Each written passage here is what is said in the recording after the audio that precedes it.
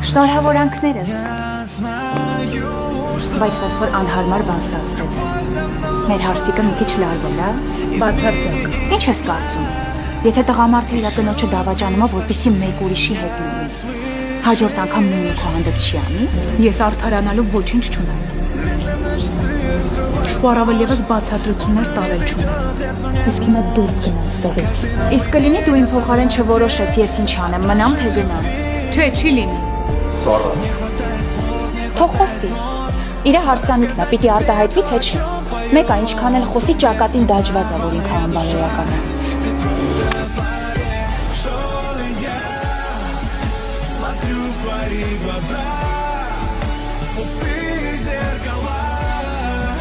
Ищу в них отражения,